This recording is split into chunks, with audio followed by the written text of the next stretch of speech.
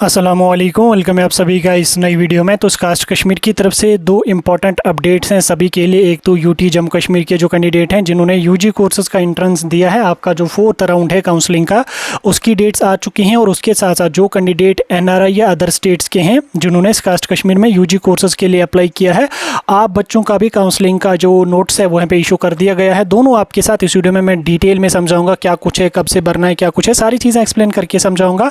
ये वीडियो आपके लिए काफ़ी ज़्यादा इंपॉर्टेंट रहेगा। इस वीडियो को एंड तक देख लेना, चैनल को भी सब्सक्राइब कर देना, व्हाट्सएप और टेलीग्राम ग्रुप ज्वाइन कर लेना, लिंक डिस्क्रिप्शन में आपको मिल जाएगी। तो चलिए वीडियो को शुरू कर ले। तो देख लेते हैं यहाँ पे स्कास्ट कश्मीर की यूजी कोर्सेज की काउंसलिंग के बारे में। तो यहाँ पे मैं स्कास्ट कश्मीर की वेबसाइट पे आ चुका हूँ। नीचे अगर हम चलेंगे, पहले यहाँ पे हमें देखने को मिल रहा होगा counselling notes for under NRI other state UT categories. ठीक, उसके बाद यहाँ पे हमारा है 4th राउंड काउंसलिंग का। पहले हम यहाँ पे 4th राउंड काउंसलिंग की नोटिफिकेशन को देखेंगे। इसको हम यहाँ पे एडवांस्ड मोड पे यहाँ पे कंटिन्यू करेंगे अनसेफ। और यहाँ पे हमारे पास जो है नोट्स डाउनलोड हो रहा है। तो स्क्रीन पे आपको नोटिफिकेशन देखने को मिल रही होगी। ये है हमारी 4th राउंड काउंसलिंग की नोटिफिकेशन।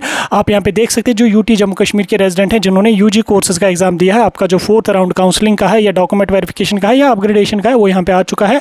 आपका जो 4th राउंड काउंसलिंग का होगा वो यहाँ पे 19 अगस्त से स्टार्ट हो जाएगा, 21 अगस्त को खत्म हो जाएगा। यानी कि 19 से लेके 21 अगस्त तक आपका जो है यहाँ पे काउंसलिंग का प्रोसेस चलेगा। इसमें फाइनल कट ऑफ यहाँ पे जो 4th राउंड है वो 555 हो गया है। यानी कि जिन बच्चों के 55 या 55 के प्लस पॉइंट्स हैं वही बच्चे 4th राउंड के लिए एलिजिबल है। जिनका उसके बिलो स्कोर है वो बच्चे 4th राउंड के लिए बिल्कुल भी एलिजिबल नहीं है। इसमें 19 तारीख को वो बच्चे जाएंगे जिनका 62 के अबो स्कोर है, 62 से लेके 128 तक स्कोर है। फिर अगर आपको अपग्रेड करनी है तो भी आप चले जाइए, आपको मतलब चॉइसेस अपनी नई से फिल करनी है। यानी कि पहली बार जा रहे हैं तो भी आप जाइए। 62 के प्लस जो वो 19 को तारीख को जाएंगे।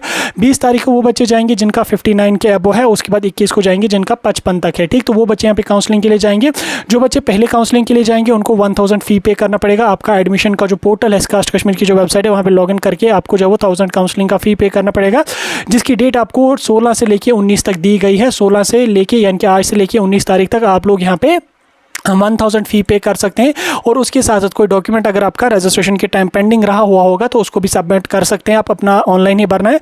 और काउंसलिंग के लिए आप चले जाएंगे तो आपको ये वाले डॉक्यूमेंट साथ लेने हैं, जैसे 10th का मार्क्स कार्ड, 12th का मार्क्स कार्ड, करेक्टर सर्टिफिकेट, आपकी डोमिसाइल सर्टिफिकेट, कैटेगरी कोई है वो लगेगी, एप्लीकेशन फॉर्म का प्रिंट आउट, काउंसलिंग फी जो आप भरेंगे 1000 उसका print out, passport size photograph आपको 4 यहाँ पे डालने। तो इनका आपको प्रिंट आउट लेके जाना, फोटो स्टेट आपको साथ लेके जाना। ये था आपका जो है वो 4th राउंड काउंसलिंग का। अब हम दोबारा स्कास्ट की वेबसाइट पर चलेंगे। अब यहाँ पे हम counselling notes under NRI other states वाले कोटा पे चले जाएंगे। इसमें यहाँ पे अगर हम देख लेंगे जिन बच्चों ने यहाँ पे एनआरआई या अदर स्टेट्स के कोटा में अप्लाई किया है, जिसमें हमारे यूटी लद्दाख के बच्चे भी अदर स्टेट्स वाले में ही आ जाएंगे, तो वो सभी के लिए यहाँ पे जो काउंसलिंग का प्रोसेस है वो स्टार्ट हो चुका है। आप यहाँ पे देख सकते हैं आपकी जो अदर स्टेट्स या अदर यूनियन टेरिटरीज के जो बच्चे हैं उनका यहाँ पे 27 अगस्त से काउंसलिंग यहाँ पे चलेगी। यानी कि 27 अगस्त से काउंसलिंग चलेगी। डॉक्यूमेंट वेरिफिकेशन आपका यहाँ पे होगा सुबह 9 बजे से लेके 1:30 बजे, दिन के 1:30 बजे तक आपका डॉक्यूमेंट वेरिफिकेशन होगा। और उसके बाद काउंसलिंग जो आपकी होगी वो उसी दिन 2:30 बजे के ऑनवर्ड्स यहाँ पे आपकी होगी। याद रखना, इसमें जो सिलेक्शन आपकी होगी वो 12th के मार्क्स के बेस पे यहाँ पे होगी। ठीक, तो कौन कौन से बच्चे अब यहाँ पे फर्स्ट राउंड में एलिजिबल है मैं आपको पहले ये चीज़ भी क्लियर कर देता हूँ।